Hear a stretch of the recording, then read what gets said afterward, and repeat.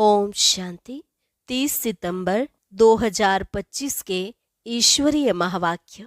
पहले सुनते हैं मुरली के मुख्य पॉइंट्स। बाबा ने कहा, बच्चे, अपने को आप ही राज तिलक देना है।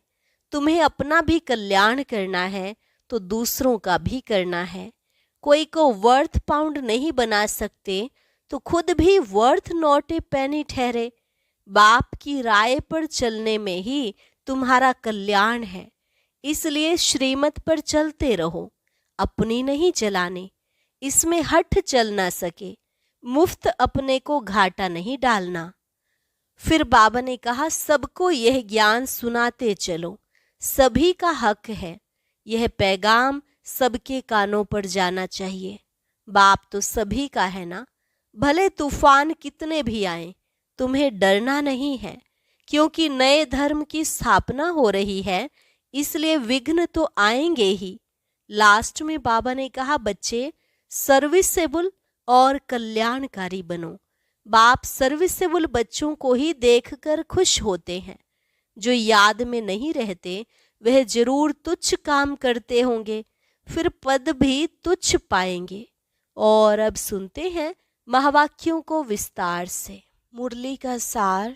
मीठे बच्चे, बाप आए हैं सबके दुख हर कर सुख देने, इसलिए तुम दुख हरता के बच्चे किसी को भी दुख मत दो। प्रश्न, ऊंच पद पाने वाले बच्चों की मुख्य निशानी क्या होगी? उत्तर, वे सदा श्रीमत पर चलते रहेंगे।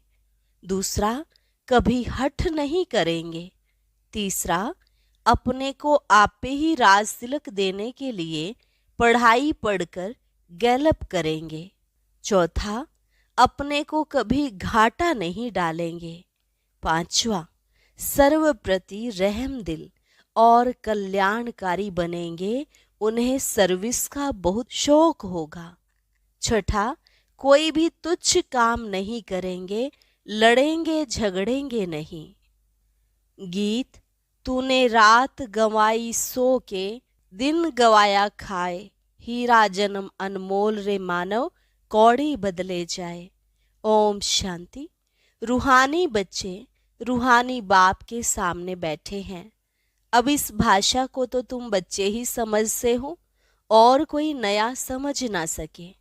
हे रूहानी बच्चे, ऐसे कभी कोई कह ना सके, कहना आएगा ही नहीं। तुम जानते हो हम रूहानी बाप के सामने बैठे हैं, जिस बाप को यथार्थ रीति कोई भी जानते नहीं।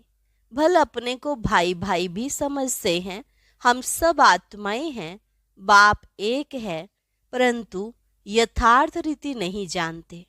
जब तक सम्मुख आकर समझे नहीं, तब तक समझे भी कैसे? तुम भी जब सम्मुख आते हो तब समझते हो। तुम हो ब्राह्मण ब्राह्मणियां, तुम्हारा सरनेम ही है ब्रह्मा वंशी, ब्रह्मा कुमार कुमारियां। शिव की तो सब आत्माएं हैं। तुमको शिव कुमार व शिव कुमारी नहीं कहेंगे, यह अक्षर रोंग हो जाता। कुमार हो तो कुमारी भी हो। शिव की सब आत्माएं हैं। कुमार कुमारी तब कहा जाता जब मनुष्य के बच्चे बनते हैं। शिव के बच्चे तो निराकारी आत्माएं हैं ही। मूल वतन में सब आत्माएं ही रहती हैं, जिनको सालिग्राम कहा जाता है। यहाँ आते हैं तो फिर कुमार और कुमारियां बनते हैं जिस्मानी। वास्तव में तुम हो कुमार शिव बाबा के बच्चे। कुमारियां और कुमार तब बनते जब शरीर में आते हो। तुम बीके हो, इसलिए भाई बहन कहलाते हो। अभी इस समय तुमको नॉलेज मिली है, तुम जानते हो बाबा हमको पावन बनाकर ले जाएंगे। आत्मा जितना बाप को याद करेगी तो पवित्र बन जाएगी। आत्माएं ब्रह्मा मुख से यह नॉलेज पढ़ती हैं। चित्रों में भी बाप की नॉलेज क्लियर है। शिव बाबा ही हमको पढ़ाते हैं। न श्री कृष्ण पढ़ा सकते, न श्री कृष्ण द्वारा बाप पढ़ा सकते हैं। श्री कृष्ण तो वैकुंठ का प्रिंस है। यह भी तुम बच्चों को समझाना है। श्री कृष्ण तो स्वर्ग में अपने माँ बाप का बच्चा होगा, स्वर्गवासी बाप का बच्चा होगा। वो वैकुंठ का प्रिंस है, उनको भी कोई जानते नहीं। श्री कृष्ण जयंती पर अपने अपने घरों में श्री कृष्ण के लिए झूले बनाते हैं, वो मंदिरों में झूले बनाते हैं, माताएं जाकर गोलक में पैसे डालती हैं, पूजा करती हैं। आजकल क्राइस्ट को भी श्री कृष्ण मिसल बनाते हैं, ताज आदि पहनाकर माँ की गोद में देते हैं, जैसे श्री कृष्ण को दिखाते हैं। अब श्री कृष्ण और क्राइस्ट राशि तो एक ही है, वो लोग कॉपी करते हैं। नहीं तो श्री कृष्ण के जन्म और क्राइस्ट के जन्म में बहुत फर्क है। क्राइस्ट का जन्म कोई छोटे बच्चे के रूप में नहीं होता है। क्राइस्ट की आत्मा ने तो कोई में जाकर प्रवेश किया है, विष से पैदा हो न सके। आगे क्राइस्ट को कभी छोटा बच्चा नहीं दिखाते थे, क्रॉस पर दिखाते थे। यह अभी दिखाते हैं। बच्चे जानते हैं धर्म स्थापक को कोई ऐसे मार न सके, तो किसको मारा? जिसमें प्रवेश किया उनको दुख मिला। सतो प्रधान आत्मा को दुख कैसे मिल सकता? उसने क्या कर्म किए जो इतने दुख भोगे? आत्मा ही सतो प्रधान अवस्था में आती है, सबका हिसाब किताब चुकतू होता है।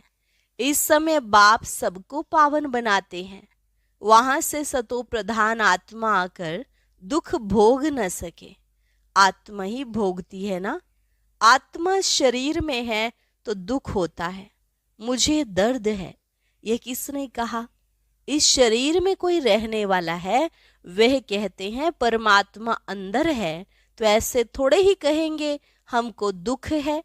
सर्व में परमात्मा विराजमान है, तो परमात्मा कैसे दुख भोगेगा? यह आत्मा पुकारती है, हे परम पिता परमात्मा हमारे दुख हरो। पारलौकिक बाप को ही आत्मा पुकारती है। अभी तुम जानते हो बाप आया हुआ है, दुख हरने की युक्ति बता रहे हैं।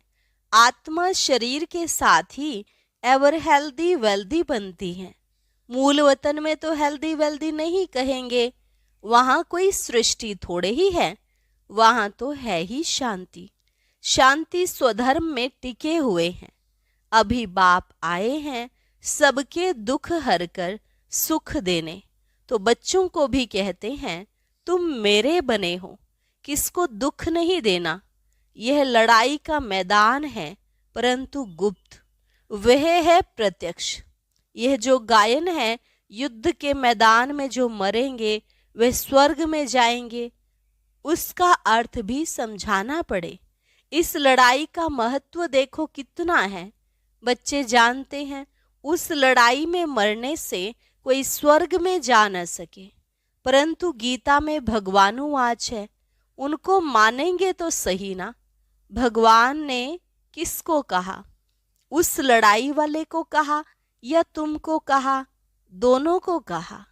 उन्हों को भी समझाया जाता है, अपने को आत्मा समझ बाप को याद करो। यह सर्विस भी करनी है। अब तुम स्वर्ग में अगर जाना चाहते हो तो पुरुषार्थ करो। लड़ाई में तो सब धर्म वाले हैं, सिख भी हैं, वो तो सिख धर्म में ही जाएंगे। स्वर्ग में तो तब आ सकेंगे जब तुम ब्राह्मणों से आकर ज्ञान ले। जैसे बाबा के पास आते थे तो बाबा समझाते थे, तुम लड़ाई करते शिव बाबा की याद में रहेंगे तो स्वर्ग में आ सकेंगे। बाकी ऐसे नहीं कि स्वर्ग में राजा बनेंगे, नहीं। जास्ती उन्हों को समझा भी नहीं सकते हो, उनको थोड़ा ही ज्ञान समझाया जाता है।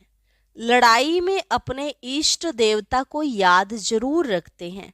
सिख होगा तो गुरु गोविंद की जय कहेंगे। ऐसा कोई नहीं जो अपने को आत्मा समझ परमात्मा को याद करे। बाकी हाँ, जो बाप का परिचय लेंगे तो स्वर्ग में आ जाएंगे। सबका बाप तो एक ही है, पतित पावन। वह पतितों को कहते हैं, मुझे याद करने से तुम्हारे पाप कट जाएंगे और मैं जो सुख धाम स्थापन करता हूँ उसमें तुम आ जाएंगे। लड़ाई में भी शिव बाबा को याद करेंगे तो स्वर्ग में आ जाएंगे। उस युद्ध के मैदान की बात और है, यहाँ और है। बाप कहते हैं ज्ञान का विनाश नहीं होता है। शिव बाबा के बच्चे तो सब हैं। अब शिव बाबा कहते हैं मामेकम याद करने से तुम मेरे पास आ जाएंगे, मुक्ति धाम। फिर जो ज्ञान सिखाया जाता है वह पढ़ेंगे तो स्वर्ग की राजाई मिल जाएगी।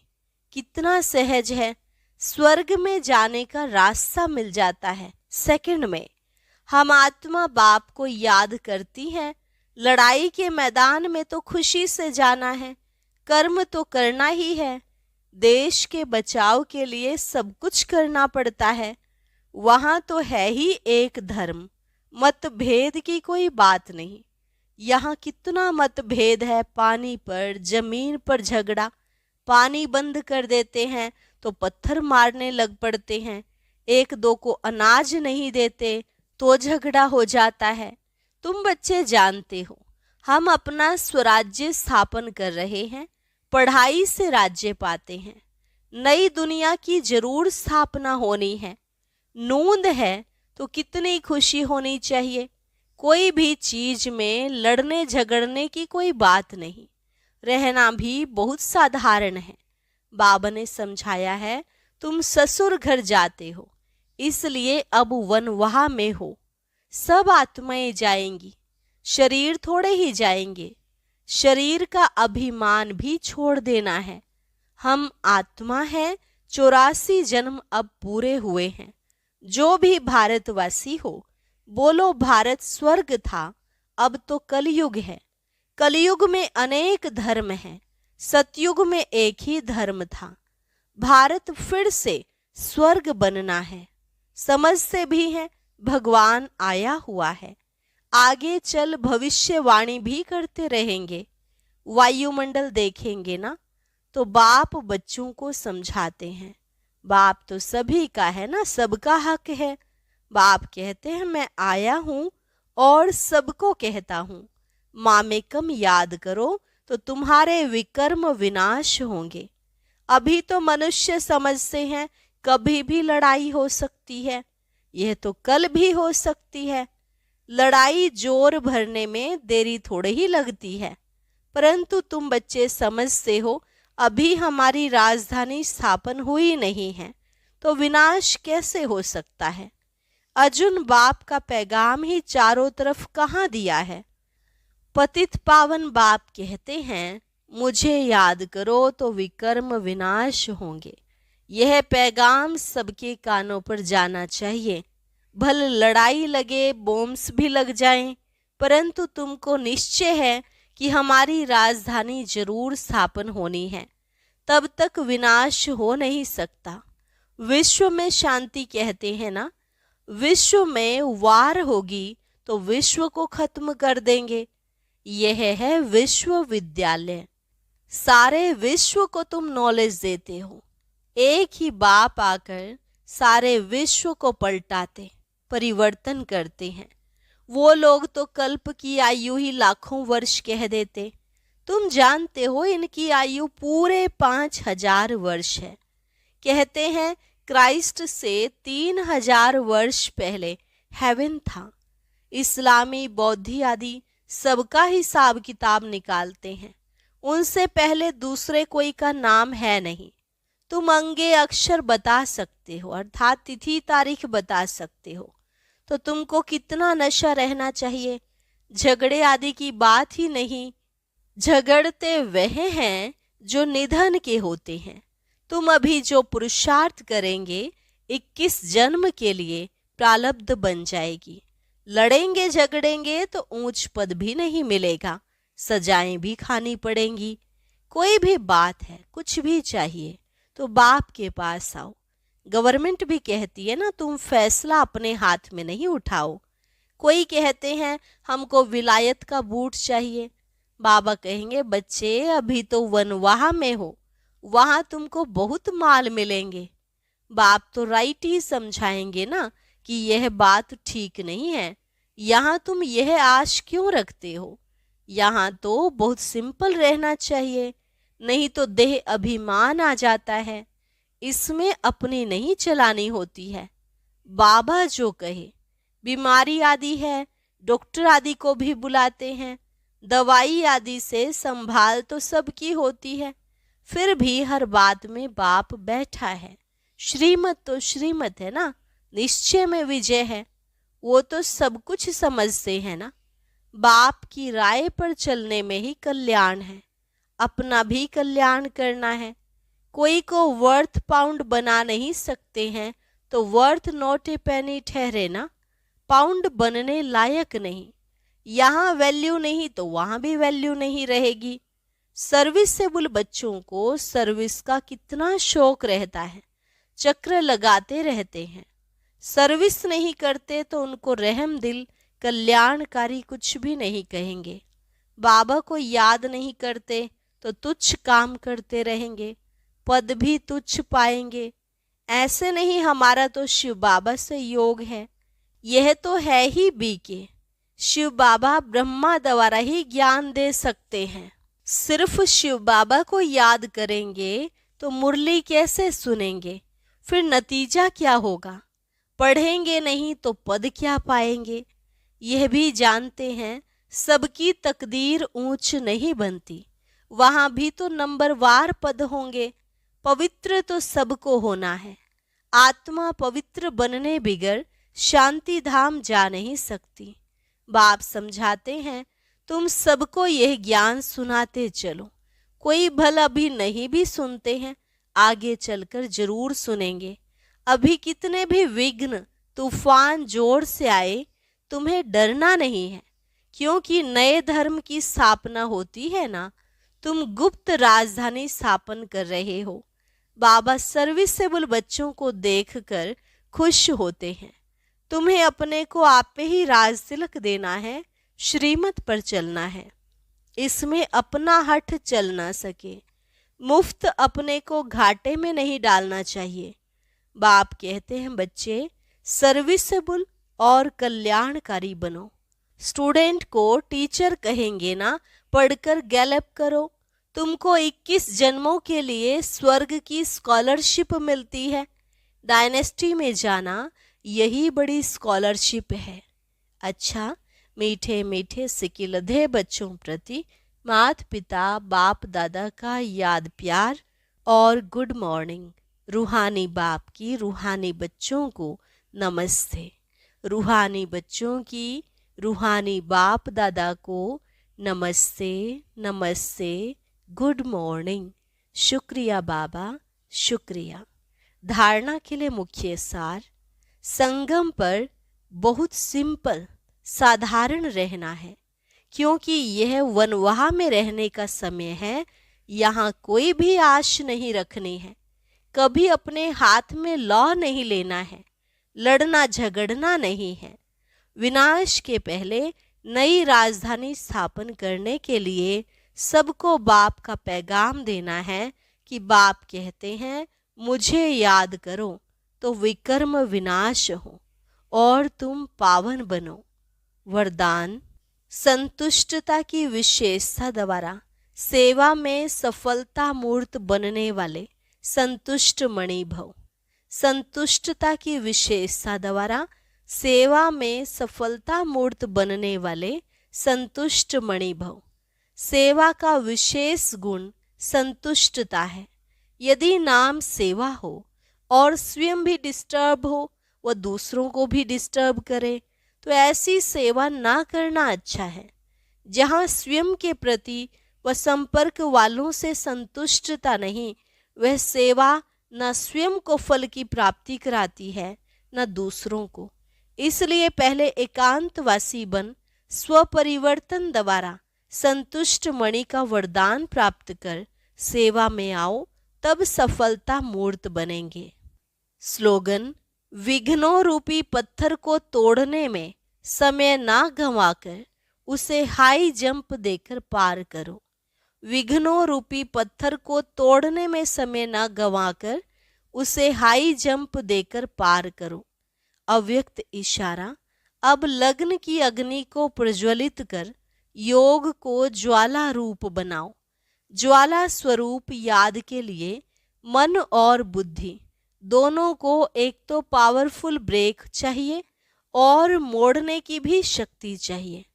इससे बुद्धि की शक्ति व कोई भी एनर्जी वेस्ट ना होकर जमा होती जाएगी। जितनी जमा होगी उतना ही परखने की, निर्णय करने की शक्ति बढ़ेगी। इसके लिए अब संकल्पों का बिस्तर बंद करते चलो, अर्थात समेटने की शक्ति धारण करो। अच्छा, और अभी सुनते हैं आज का अव्यक्त ज्ञान मोती।